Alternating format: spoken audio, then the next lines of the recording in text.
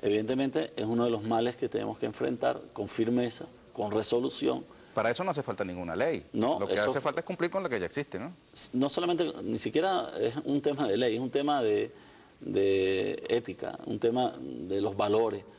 Es inconcebible que un funcionario, con independencia del nivel del ejercicio o de la tarea que tenga, se preste para cometer actos de corrupción, de delito inclusive, tráfico de armas, etcétera. Evidentemente, ese tema de las armas de fuego es una responsabilidad nuestra y hay que asumirlo con firmeza y hay que asumirlo sin ningún tipo de temor y enfrentar esas mafias que operan alrededor de los penales, donde están involucrados funcionarios de la custodia externa, que es la Guardia Nacional, donde están involucrados funcionarios nuestros del Ministerio de Relaciones Interiores y Justicia, que es la custodia interna, personal administrativo. Esas armas de fuego no las meten los familiares. O sea, un fusil no entra en la humanidad de un familiar. ¿Es verdad o no que había una ametralladora .50 en el No, rodeo? es falso. Eso sí es falso. Sí habían fusiles. Ahí incautamos fusiles inclusive. Armas de fuego, granadas. El dinero, decían que había una millonada allí. No, tampoco había un botín como algunos medios intentaron manipular. Los internos tienen los familiares les dejan su dinero.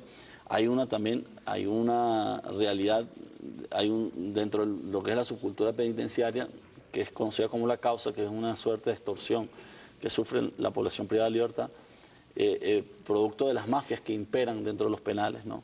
Y es uno de los hechos que hemos venido resolviendo. Hay comunidades, bueno, donde hemos evitado de que el interno tenga que pagar por algún tipo de servicio. Es el Estado quien le garantiza y debe garantizar el servicio integral a la población privada de libertad.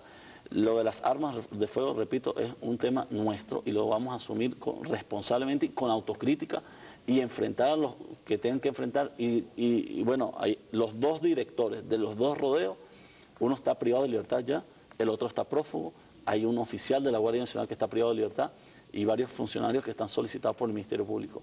No podemos permitir, bajo ningún concepto, de que las armas de fuego o de que funcionarios se presten a hechos de corrupción tan graves que coloquen en riesgo la vida de la población privada de libertad.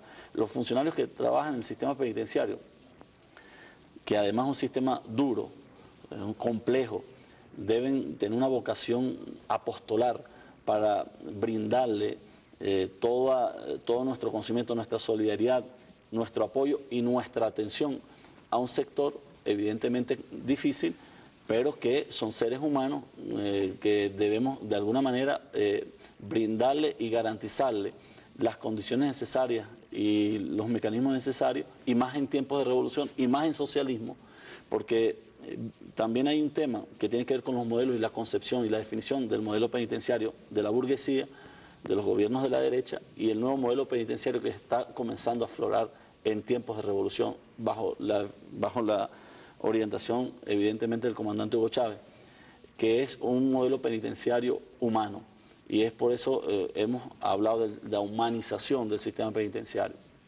Y si alguien conoce el sistema penitenciario es el presidente Chávez, quien estuvo preso, ¿no? 2 años y un poco más de 2 años preso en Yare, en un penal abierto, y conoce el drama que hemos arrastrado durante décadas, y los que estudiamos las ciencias penitenciarias sabemos que es un tema que ha venido agravándose y que es ahora donde comienza el Estado venezolano por primera vez en la historia de este país a dictar políticas integrales, políticas públicas para el sector penitenciario. Los reclusos se quejan, ministro, de los internos. Perdón, los internos. Hay una especie de mercantilización de toda la vida penitenciaria. Usted mencionó el tema de la causa, ¿no? El que tienen que pagar hacia los planes.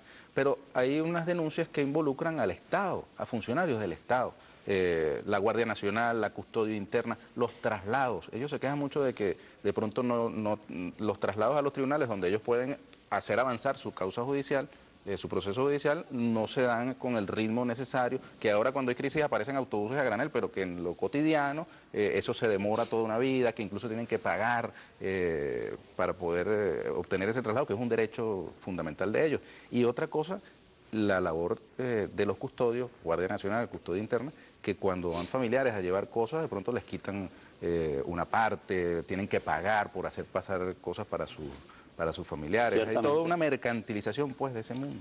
Sí, ahí evidentemente son parte de los vicios que estamos enfrentando. Son unas realidades que existen en los establecimientos. No podemos nosotros, repito, como responsables, más allá de la responsabilidad que tenemos en el ejercicio de nuestras funciones, sino también como revolucionarios. Porque eso es todo lo contrario a un espíritu socialista. Correcto. Eso de cobrarle a alguien por Esos son sus vicios cosas básicas que nosotros tenemos que enfrentar. Esa es la privatización, efectivamente. Claro, y es el modo que en algún momento ha planteado los gobiernos de la derecha, que es privatizar las cárceles, colocarlas como una suerte de consorcios para ser atendidos por ámbitos privados. Sin importarle, evidentemente, ahí lo que le interesa es el cobro de lo que cuesta la comida, lo que cuestan los servicios, etcétera, como tarifar el servicio penitenciario. Nosotros hemos dicho que el servicio penitenciario debe ser un servicio, en primer lugar, público, en segundo lugar, integral, y en tercer lugar, debe ser una suerte de atención interinstitucional, con responsabilidad compartida de todos los poderes. Por eso creamos el Consejo Superior Penitenciario, y ahora el presidente Chávez anunció la creación de un ministerio para el sistema penitenciario. Estos lo han criticado sin importar ni siquiera revisar el decreto de creación de ese ministerio, que apunta hacia concentrar esfuerzos multidisciplinarios y además garantizar la articulación de los poderes y de los ministerios que tenemos competencia directa en este ámbito para la atención de esa población privada de libertad y enfrentar esos vicios, enfrentar las mafias, enfrentar el atropello que sufren los familiares al ingreso de los establecimientos penales. Te pongo el ejemplo de los modelos que ya tenemos en algunos establecimientos y comunidades penitenciarias. Hay comunidades penitenciarias que tienen controles de acceso tecnológicos no intrusivos, que respetan la integridad física de la familia. Son detectores de metales. Detectores de metales, detectores de lo que se llaman los túneles, ¿no?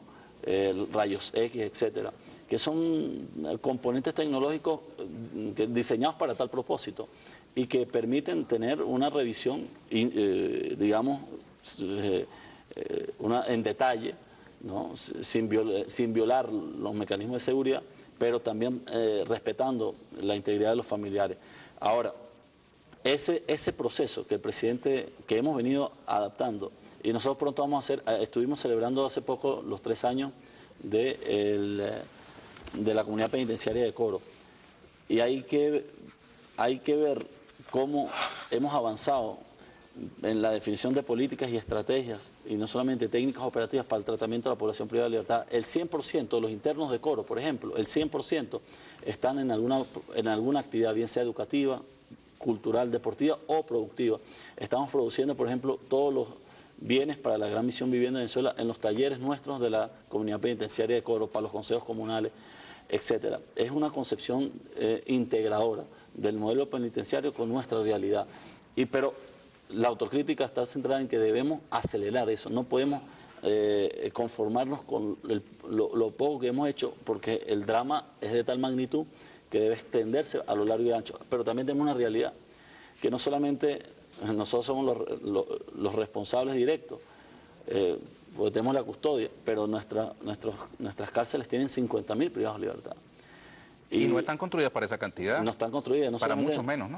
Sí, pero además se ha demostrado científicamente, y te lo digo como criminólogo, la pena privativa de libertad como mecanismo de disuasión para la comisión de conductas delictivas o desviadas ha fracasado, ¿no? Como medida para reprimir un delito. Sin embargo, debe sostenerse la medida privativa de libertad para ciertos delitos que comporten violencia.